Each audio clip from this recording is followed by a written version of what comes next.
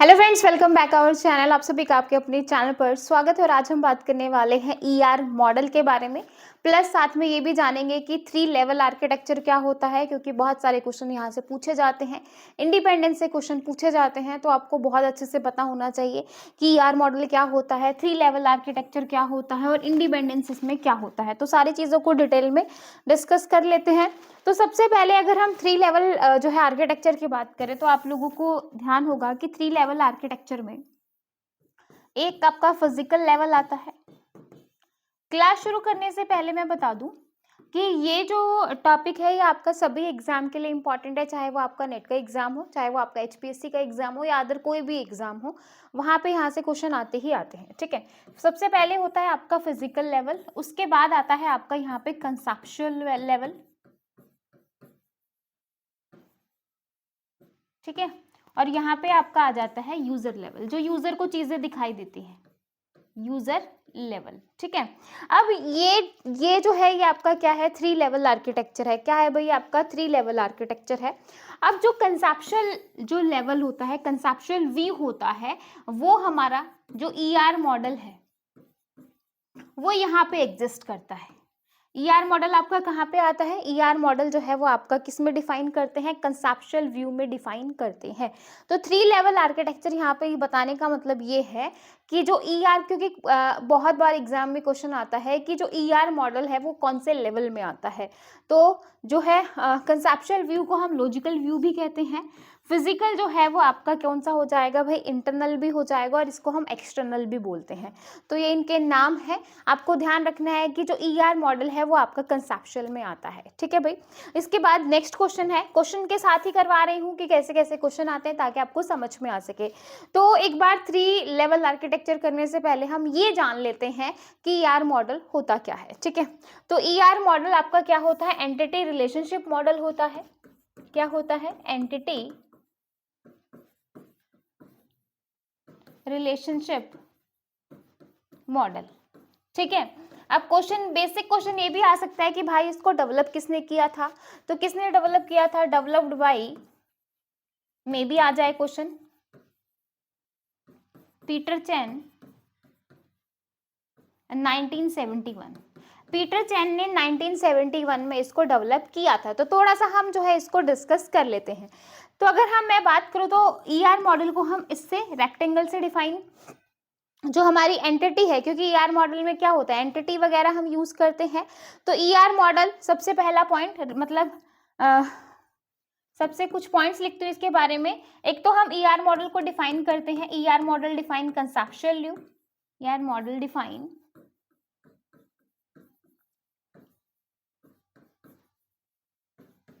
Conceptual view. ठीक है, conceptual view of database. ठीक है, कंसेप्चुअल व्यू में हम डिफाइन करते हैं रियल वर्ल्ड एंटिटीज के लिए क्या करता है, काम करता है, it work around real world entity. अब रियल वर्ल्ड एंटिटी क्या है भाई, जैसे स्टूडेंट हो गया, जैसे मैंने ये एक एंटिटी बना दी स्टूडेंट नाम की। स्टूडेंट क्या है, रियल वर्ल्ड में एग्जिस्ट कर रहा है, कार क्या है, रियल वर्ल्ड में एग्जिस्ट कर रही है। तो मैंने स्टूडेंट बना दिया। अब स्टूडेंट का नाम हो सकता है, स्टूडेंट का रोल नंबर हो सकता है, स्टूडेंट की क्लास हो सकती है, स्टूडेंट का मोबाइल नंबर हो सकता है, उसका एड्रेस हो सकता है। तो ये सारी चीजें, तो जो रेक्टेंगल से मैंने डिफाइन किया, स्टूडेंट आपकी क्या है, एंटिटी बन गई, और बाकी जो उसका नाम, रोल नंबर, एज, एड्रेस, ये सारे इसके क्या बन जाएंगे, एट्रीब्यूट बन जाएंगे। ठीक है, क्या बन जाएंगे, एट्रीब्यूट। ठीक है भाई, ठीक है, इतना समझ में आया, इतना समझ में आया, इतना क्लियर है भाई। तो एंटिटी को हम किससे डिफाइन करेंगे, तो जैसे कि मैंने कहा ये स्टूडेंट हो गया,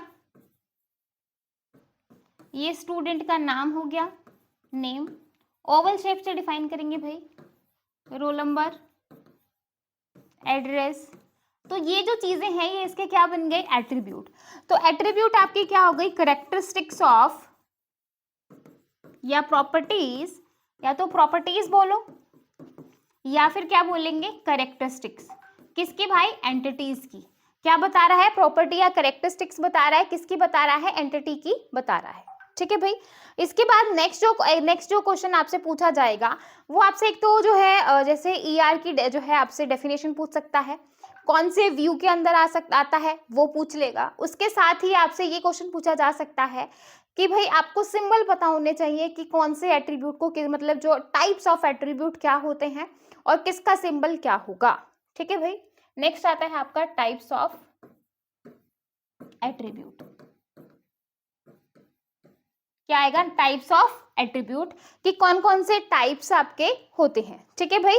सबसे पहले आता है आपका सिंपल एट्रीब्यूट, कि भाई बिल्कुल सिंपल है। सिंपल एट्रीब्यूट में क्या होगा मैं बता देती हूँ, पर नाम लिख देती हूँ सबके। ठीक है। Composite attribute,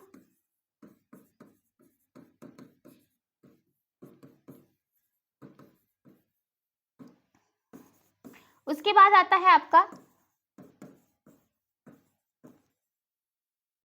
single value attribute, उसके बाद आता है मल्टी वैल्यू एट्रीब्यूट,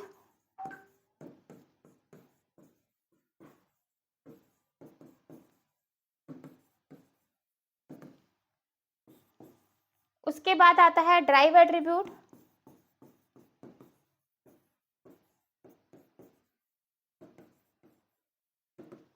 ठीक है भाई।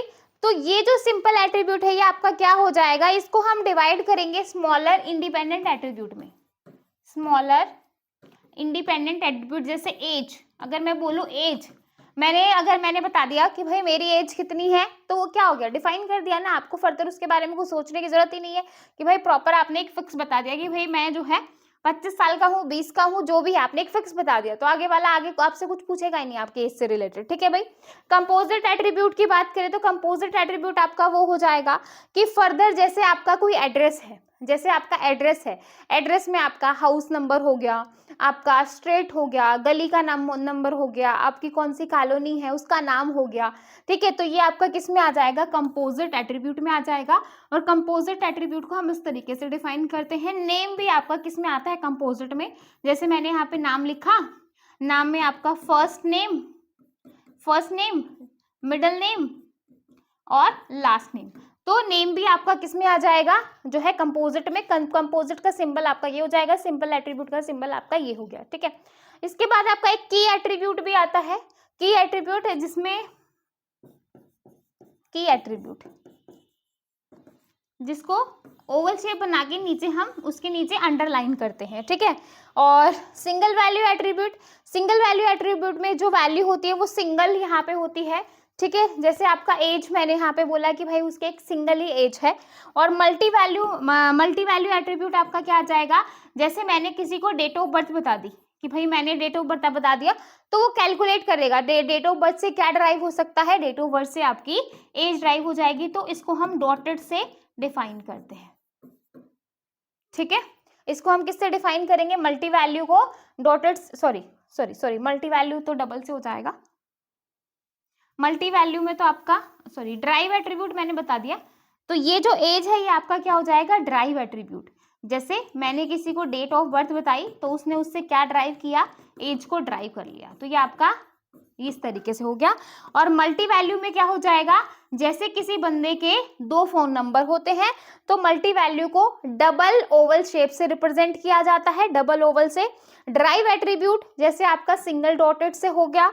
ठीक है भाई। की एट्रीब्यूट नीचे एक सिंगल से हो गया, और ये सिंगल हो गया, ये आपका कंपोजिट इस तरीके से। तो आपको जो है बहुत बार एग्जाम में क्वेश्चन आया है, मैचअप बोल देते हैं कि कौन सा एट्रीब्यूट क्या होता है, तो आपको पता होना चाहिए कि कौन सा एट्रीब्यूट क्या होगा। ठीक है भाई। ठीक है। यहां तक किसी को भी डाउट है तो बता दीजिए। तो ये हमारा जो है हमने देखा कि क्या एंटिटी होती है, क्या उसमें जो है हम कैरेक्टरिस्टिक्स प्रॉपर्टीज का यूज करते हैं और उनके क्या क्या सिंबल होते हैं, ताकि अगर यहाँ से कोई भी क्वेश्चन आए तो आपका गलत ना हो। ठीक है। उसके बाद हम बात कर लेते हैं इंडिपेंडेंस की। Independence, data independence.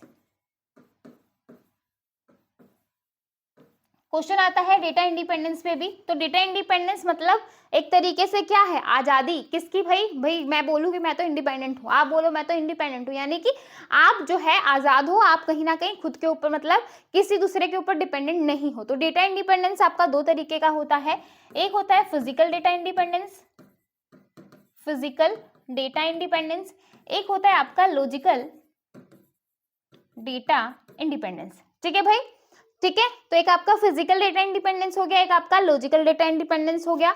जैसे मैंने आपको पहले 3 लेवल आर्किटेक्चर का डायग्राम बनाया था, तो ये आपका फिजिकल व्यू हो गया, इसके बाद आपका कंसेप्चुअल हो गया,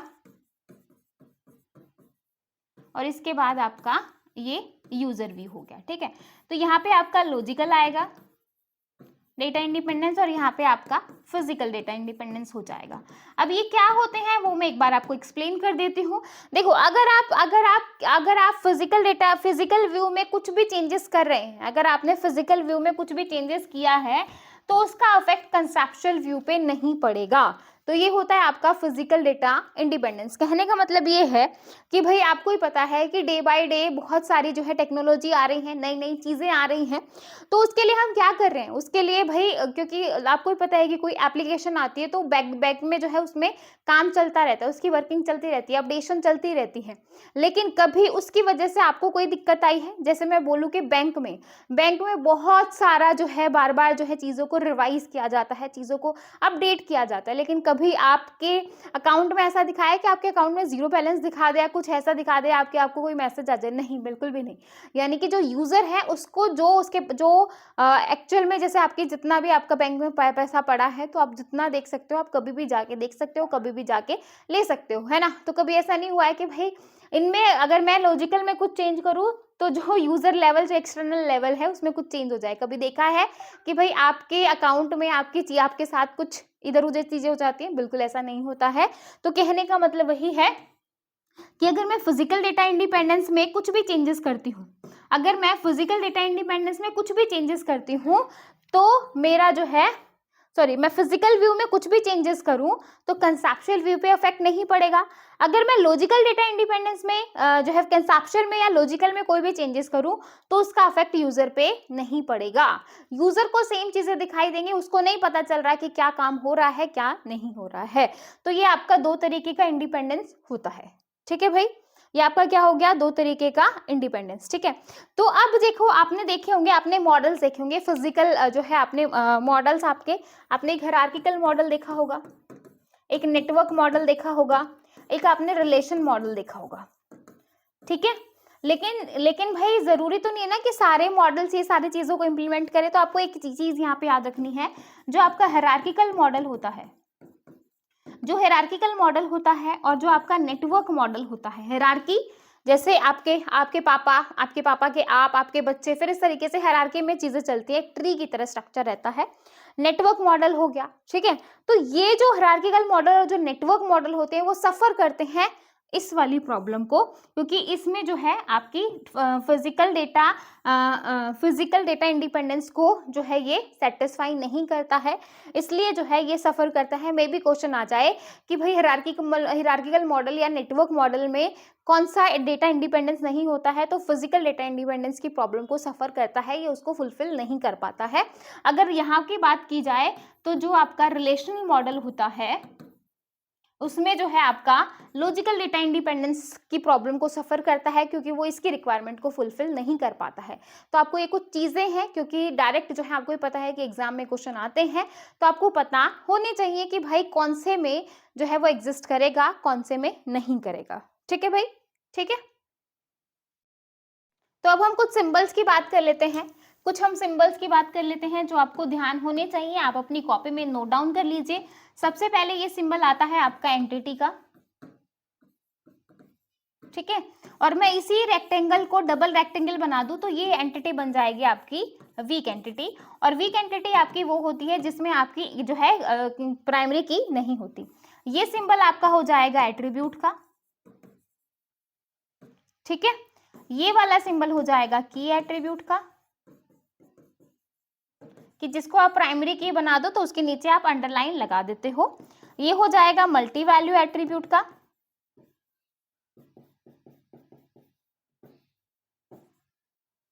डबल वाला, ठीक है भाई, ठीक है। ये वाला सिंबल होता है आपका रिलेशनशिप का, कि 1 to 1 रिलेशन है, मैनी टू वन रिलेशन है। इनको हम कल डिटेल में डिस्कस करें क्योंकि फिर क्लास बहुत लंबी हो जाएगी। अगर आप इनको भी बहुत अच्छे से कर लेते हो तो आपका एक बेस जो है यहाँ पे रेडी हो जाएगा। और इसी डायमंड सिंबल को अगर मैं डबल बना दूं तो ये हो जाएगा वीक रिलेशन का। किसका सिंबल हो जाएगा? वीक रिलेशन का सिंबल हो जाएगा, ठीक है। अगर मैं यहीं पे इसको इस तरीके से डॉटेड डॉटेड डॉटेड डॉटेड बना दूं तो ये आपका हो जाएगा ड्राइव। जैसे हम डेट ऑफ बर्थ से किसको ड्राइव करते हैं, जो है एज को ड्राइव करते हैं, ठीक है भाई। और ये आपका जैसे मैंने यहाँ पे नाम, ये आपका फर्स्ट नेम, ये आपका मिडिल नेम और ये आपका लास्ट नेम, ये हो जाएगा आपका कंपोजिट एट्रीब्यूट। कौन सा सिंबल हो जाएगा? कंपोजिट एट्रीब्यूट हो जाएगा। तो ये कुछ सिंबल्स हैं जो कि आपको नोट डाउन करने की जरूरत है, आपको पता होना चाहिए। मैचअप में भी क्वेश्चन आ सकता है, किसी भी तरीके से क्वेश्चन आपसे पूछा जा सकता है, ठीक है। तो ये तो था आपका कि भाई 3 लेवल आर्किटेक्चर क्या होता है, डेटा इंडिपेंडेंस क्या होता है, ER मॉडल क्या होता है और उसमें जो है हम कैसे कैसे सिंबल्स का यूज करते हैं, ठीक है भाई, ठीक है। तो इसके बाद जो है, इसके बाद नेक्स्ट क्लास में हम देखेंगे कि जो है ER मॉडल से रिलेटेड या फिर जो है डेटा इंडिपेंडेंस से रिलेटेड कैसे कैसे क्वेश्चन पूछे जाते हैं, या फिर जो है जो हमने एक रिलेशन देखा कि आपका यूनिटरी रिलेशन क्या होता है, बाइनरी रिलेशन क्या होता है, किस तरीके से रिलेशनशिप होते हैं, फिर 1 to 1 रिलेशन क्या होगा, मैनी टू वन क्या होता है, फिर हम रिडक्शन टेबल्स वगैरह को भी देखें क्योंकि वहां से बहुत सारे क्वेश्चन आते हैं। बहुत ही आसान है, अगर आपने एक बार चीजों को अंडरस्टैंड कर लिया तो आप इजीली जो है क्वेश्चंस को अटेम्प्ट कर पाओगे, ठीक है।